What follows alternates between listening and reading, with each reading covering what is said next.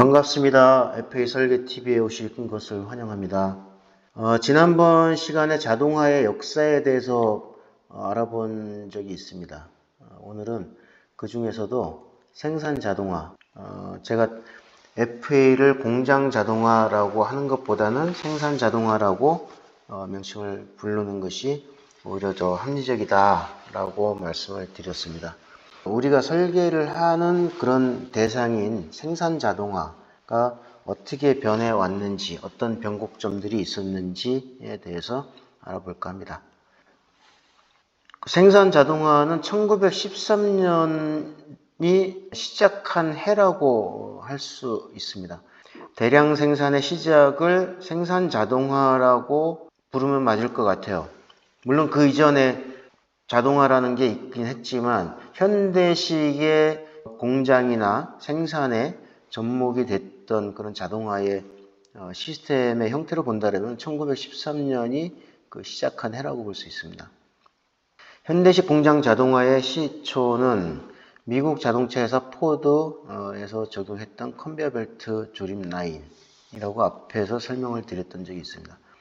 컨베이어 벨트 조립 라인은 아주 단순한 시스템이지만 조립하려고 하는 자동차의 차체를 서서히 움직이는 것만으로도 혁신적인 생산성 향상을 이뤄냈다. 지난번 시간에 얼마만큼의 생산성 혁신이 있었는지에 대해서는 말씀을 드린 적이 있어요. 그죠? 그 부분을 잠깐 보면은 이렇습니다. 조립 시간이 거의 8배가 단축이 됐고 판매 가격은 절반 이하로 떨어지고 일일 생산량 같은 경우는 수십 대 수준에서 하루에 1000대 이상 이런 엄청난 생산성 향상을 이뤄냈습니다.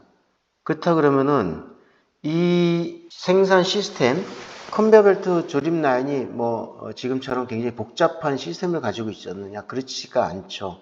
지금 여기서 얘기하는 것처럼 컨베이어 벨트 조립 라인은 그냥 조립하려고 하는 차체, 자동차 차체를 그냥 움직이기만 하는 거예요. 천천히. 이것만 가지고도 어마어마한 그런 생산성 혁신을 이뤄냈죠. 지금도 자동화된 거의 모든 공장에 적용되고 있는 인라인의 개념이죠. 완전히 초기적인 개념이긴 하지만 흐르게 한다라는 것이 컨베이어 벨트 조립 라인에서부터 시작이 된 겁니다. 흐름 생산은 뭐를 만들었느냐? 흐름 생산은 분업화라고 하는 것을 만들었어요. 이 분업화는 또 다른 어떤 생산 핵심적인 방법이에요. 이전의 생산은 한 사람 또는 몇 사람이 자동차 한 대를 조립하는 방식이었는데 생산성이 굉장히 낮죠. 혼자서 내지는 서너 사람이 붙어가지고 해야 되다 보니까. 근데 분업화는 몇백 개의 공정을 각자 자기가 맡은 공정만 작업함으로써 공정 숙련도가 올라가고 전체적인 품질 향상을 이룰 수 있고 그러므로 인해 가지고 생산량을 극대화할 수 있게 되는 거죠. 대량 생산의 시작이 된 컨베이어 벨트 조립 라인은 이 5가지의 특성을 가지고 있습니다. 그리고 지금 이 5가지의 특성 같은 경우에는 우리가 현재도 굉장히 많은 생산 라인에 적용하고 있는 이런 인라인 시스템에서 보여주고 있는 특성들이기도 하죠. 연속성이 있다. 적체되는 재고가 감사합니다. 표준화가 되어 있다. 표준화를 해야 됩니다. 표준화가 안 되면은 이 인라인 시스템을 만들 수가 없어요. 이 표준화는 품질의 균일성을 확보를 합니다. 분업화하고 전문화한다. 이거는 작업 효율을 향상시킬 수가 있죠. 한 가지 일만 계속 하다 보니까 그 작업에 대한 숙련도가 굉장히 높아지게 되어 있습니다. 그럼 작업 효율도 올라가게 되어 있죠.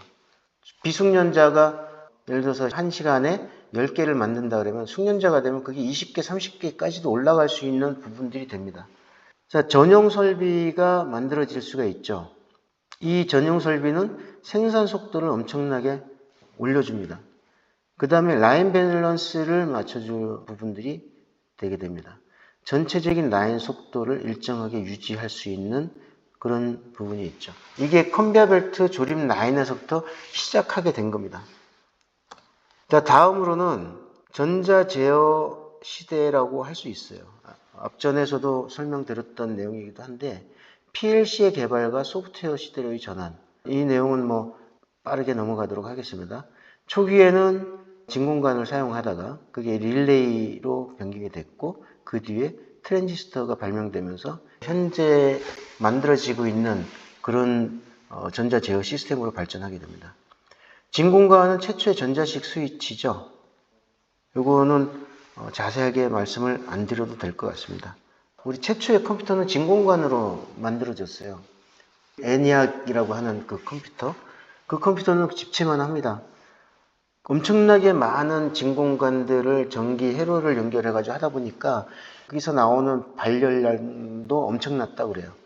그래서 그 열이 있고 따뜻한 그런 분위기 때문에 그 안에 이제 벌레들이 많이 살았다고 하죠. 그 벌레들이 전선들을 갉아먹으면서 전선들에서 신호가 가야 되는 부분들이 제대로 동작을 안 하다 보니까 프로그램에 오류가 나고 했던 부분들, 그거를 지금 용어로 버그라고 합니다. 버그. 네. 버그라는 단어가 만들어지긴 게 그 당시에 만들어졌던 겁니다. 진공관으로 만들어졌던 컴퓨터가 있던 시기에 만들어진 용어입니다. 자, 다음은 릴레이 시대인데 그 진공관 시대가 지나가고 나서 릴레이가 개발이 됐죠. 요것은 지금 진공관을 보여주는 거고, 이 오른쪽 두 개의 그림은 릴레이입니다. 진공관은 기계적 스위치가 아닙니다. 기계적 스위치가 아니고 이제 본격적으로 이제 릴레이가 개발된 게 기계적 스위치가 개발이 된 겁니다. 그래서 기계적 스위치를 적용한 PLC가 개발이 됐고, PLC가 개발이 되면서 소프트웨어가 훨씬 더 자유롭게 만들어질 수가 있겠죠. 자, 다음은 최초의 컴퓨터 ENIAC의 탄생. 앞에도 잠깐 말씀드렸던 적이 있는데, 이 ENIAC이라고 하는 컴퓨터는 처음에 진공관으로 만들어졌던 컴퓨터였는데요. 이 앞에 이제 진공관하고 제가 릴레이를 하고 나서 왜 ENIAC을 말씀드렸냐면은, 이 ENIAC이 이제 전자제어 시대를 열었다고 하는 어떤 중요한 증표가 되는 이정표 중에 하나라고 보면 됩니다. 여기 보시면 ENIAC의 무게가 30톤, 길이가 20m나 되죠. 그리고 전기도 120kW나 먹었다고 하니까 어마어마한 덩치죠.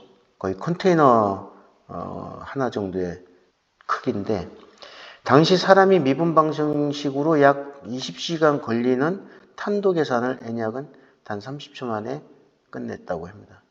근데 그 ENIAC이라는 거를 왜 만들어지게 됐느냐? ENIAC은 원래 목적은 군용으로 만들어지게 된 거예요. 2차 세계대전이 한창이던 1943년에 미군의 의뢰로 개발이 시작되었는데, 원래 목적은 탄도 계산뿐만 아니고 난수 연구, 우주선 연구, 일기예보의 수치 예보 연구 등에 활용하려고, 과학 분야에 활용하려고 이제 개발을 의뢰를 했다고 해요. 자, 여기를 보면은 최초의 ENIAC의 탄생에 대해서 이 ENIAC에 대한 거를 좀 넣었는데요. 진공관의 발열과 내구성에 문제가 있었고, 계산 속도는 빠른데 느린 입출력과 입력과 출력 속도, 입출력 속도가 느렸다. 그 다음에 프로그래밍이 어려웠다. 그래서 그런 부분들이 있다 보니까 굉장히 불편하죠. 그래서 PLC가 필요해지게 됩니다. PLC의 탄생은 공장 자동화 역사에서 하드웨어 시대를 소프트웨어 시대로 전환시킨 혁명적인 사건이었다. 그 구체적인 의미와 변화를 몇 가지 핵심 포인트를 정리해보면 나온 것 같다. 일단 첫 번째로는 릴레이의 숲에서 벗어난 겁니다.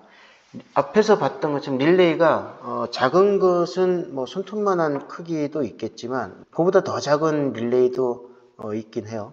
그렇지만 대부분이 제가 봤던 기억만로만 보더라도 엄지손톱 2개 정도 크기, 그 정도로 상당히 큽니다. 그 큰 것들을 제어반을 만들어서 갖다 꽂고 하다 보니까 공간적인 부분이나 어마어마하게 크죠.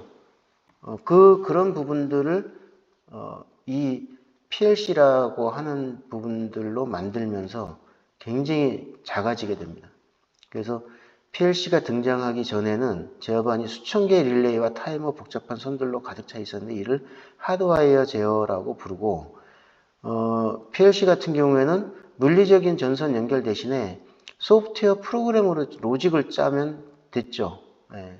지금도 이 로직 다이어그램 방식으로 프로그램을 짜는데요. 엄청나게 편리하고 공간도 줄이고 완전 혁신적인 겁니다. 혁명이에요, 혁명. 자, PLC가 탄생한 거를 다시 한번 또 보면은 유연성과 확장성이 극대화됐다. PLC의 탄생은 다품종 소량 생산을 가능하게 했다는 얘기죠. 그 다음 유지 보수와 진단이 지능화된다. 과거에는 고장이 나면 수천 개의 전선을 일일이 테스터기로 찍어봐야 됐지만 실제 이 PLC 안에는 자기 진단 기능이 있어요. PLC는 스스로 어느 부분에서 오류가 났는지 모니터링하고 신호를 보내는 부분이 있고요. 그 다음에 신뢰성이 있죠. 기계적인 접점이 움직이는 릴레이와 달리 PLC 안에는 그 CPU에서 그 칩 안에서 모든 게 프로그램이 움직이다 보니까 칩 자체가 통째로 고장이 나지 않는 한은 거의 뭐 마모나 아니면 파손이나 이런 게 있을 수가 없기 때문에 PLC에는 굉장히 고장률이 낮죠. 릴레이 같은 경우에는 1000개의 릴레이가 있다. 그럼 1000개의 릴레이 중에 몇 개만 고장이 나도 제대로 동작을 할 수가 없는 거예요. 그래서 수시로 이제 교체를 해줘야 되는 부분이 있죠. 그 다음에 이제 데이터 중심으로 가기 때문에 스마트 팩토리로 갈 수 있는 교도보 역할을 충분히 했다라는 겁니다.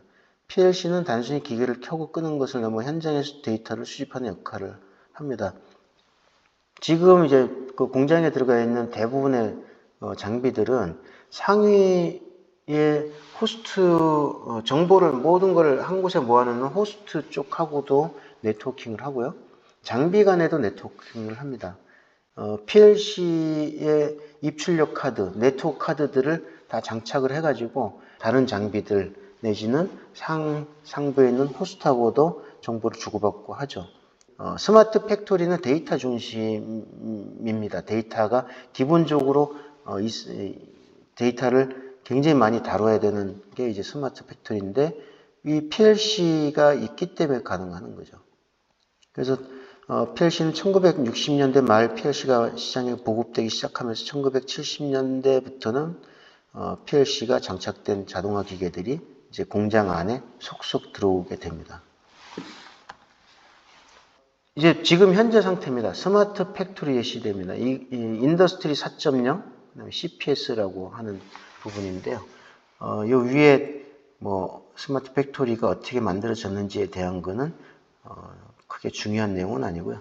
이 CPS라고 하는 거고 인더스트리 4.0하고가 뭐가 다른 거냐 하는 부분들을 좀 얘기를 해볼 필요가 있습니다. 자, 인더스트리 4.0, 그 다음에 우리가 4차 산업혁명이라고도 부르죠. 완전히 별개로 떨어뜨려 놓을 수는 없지만 다른 용어입니다. 인더스트리 4.0은 2011년에 독일 정부가 주도한 제조업 중심의 기술 전략을 인더스트리 4.0이라고 하고요. 제4차 산업혁명은 2016년에 세계경제 포럼, 다보스 포럼이라고 합니다. 거기서 클라우스 슈밥 의장이 인더스트리 4.0의 개념을 경제, 사회의 전 산업 전반으로 확장을 해서 발표하게 됩니다. 그래서 인더스트리 4.0이 조금 작은 개념, 그 다음에 제4차 산업혁명은 큰 범위에서를 말하는 거죠. 슈밥이 정의한 제4차 산업혁명의 핵심은 무엇인가? 범위는 공장뿐만 아니라 유전공학, 뇌과학, 도시설계, 금융, 핀테크까지 다 포함을 하는 겁니다. 사회, 이 앞에서도 얘기했지만 경제 부분, 사회 부분, 이런 전 산업 전반으로 확대시킨 개념이 되죠. 속도는 과거의 혁명들이 선형적으로 발전했다면 이제는 기하급수적으로 변화를 합니다. 워낙에 이 정보화 시대다 보니까 변하는 속도가 어마어마하게 빨라지고 있습니다. 파급 효과로는 개별 기술의 발전을 넘어 시스템 전체의 체질이 바뀌게 됩니다. 우리는 그러니까 이제 스마트 팩토리라는 거는 이제 여기 스마트 팩토리 시대라고 했는데 실제 우리 산업 부분을 제외하고 우리 사회에서 보면은 인더스트리 4.0이다, 제4산업혁명이다, 뭐 인공지능이다라고 하는 거를 사실 우리 일반인들이 이렇게 접하는 거는 2016년 3월 알파고하고 이세돌의 바둑 대국부터 아마 굉장히 충격적으로 그 내용을 인식하게 됐을 거예요. 인공지능 뭐 그게 간혹 뉴스에서 보긴 했는데 뭐 그게 뭐 있겠어? 뭐 사람을 따라오겠어? 사실 그러고 있다가 알파고하고 대국해가지고 이세돌도 그 당시에 그랬어요. 뭐 아직은 인공지능이 사람을 따라올 수 없습니다. 뭐 제가 한 번 정도 실수해가지고 지면 모를까, 뭐 거의 이기지 않을까라는 인터뷰를 사실 대국전에 했었어요. 근데 충격적이게도 한 번 이기고 나머지를 다 졌죠. 전패를 했죠. 그걸 한국 사회에서 보고 어마어마한 충격에 빠졌다는 뭐 뉴스 기사에도 나왔고요. 이렇게 하다 보니까 일반인들이 이게 바로 4차 산업혁명이구나 라는 거를 다른 나라보다도 아마 우리나라 국민들이 훨씬 더 빠르게 체감을 했던 것 같아요. 인지를 하고. 인더스트리 4.0이라는 건 앞에서 설명을 했고요. CPS는 뭐냐? CPS가 굉장히 중요한 개념입니다. 이게 앞으로도 이 CPS라고 하는 용어는 잘 알아두셔야 돼요. 뭐 인더스트리 4.0은 잘 몰라도 되지만 CPS는 진짜 꼭 알고 가셔야 돼요. CPS는 사이버 피지컬 시스템입니다. 사이버 물리 시스템이라고 한글로는 얘기를 하는데 가상세계와 사이버 공간이죠. 가상세계와 실제 세계, 피지컬 세계가 실시간으로 데이터를 주고받는 그러면서 하나의 유기체처럼 움직이는 시스템을 말하는 겁니다. 자, 예를 들어서 스마트 그리드라고 하는 게 있는데 전력 수요를 실시간으로 예측해서 발전소의 발전량을 자동으로 조절을 해주고 자율주행 자동차도 CPS입니다. CPS의 하나입니다. 차량의 센서가 물리적인 부분이죠. 주변을 인식하죠. 그 다음에 AI는 사이버 공간에 있는 겁니다. 사이버 공간에 존재하고 있는 AI가 경로를 판단하고 핸들과 브레이크를 물리적으로 조작을 하죠. 그러니까 물리적으로 움직이는 차라고 하는 물리적인 부분을 사이버에 있는 AI가 그 데이터를 받아서 라이다 센서라든지 비전 카메라라든지 그런 데이터를 받아서 분석을 하고 그 분석한 내용을 또 다른 그 클라우드 쪽하고 데이터하고도 연동을 기도 하겠지만 다 사이버 공간이죠. 물리적인 공간이 아니죠. 사이버 공간과 공간에서 만들어진 그런 세계와 이 물리적인 세계가 같이 유기적으로 계속 하나로 움직이는 겁니다. 그 다음에 이제 스마트 팩토리도 이 CPS로 움직이게 되는 겁니다. 제품 불량이 감지되면 상위 시스템이 실시간으로 공정 속도를 늦춰주거나 불량이 생겼어. 예전 같으면은 불량이 어느 공장에서 딱 멈췄다 그러면은 그게 워닝을 뜬다든지 장비가 멈추면은 다른 장비도 연동해서 같이 서버리든가 아니면은 서버리든가 안 그러면 다른 조치를 취하게 되는 그런 부분이지만 지금 이 CPS로 돌아가게 된다면은 그런 사고가 발생하기도 전에 이미 예지 보전을 한다든지 워닝을 띄운다든지 그런 방법들로 움직일 수가 있겠죠. 스마트하게 지능적으로. 그래서 기계 고장이 나기 전에 미리 예측을 하고 점검할 수 있는 부분들도 다 이 CPS이기 때문에 가능합니다. 지금 이제 CPS라고 하는 용어가 있고 디지털 트윈이라고 하는 용어가 있습니다.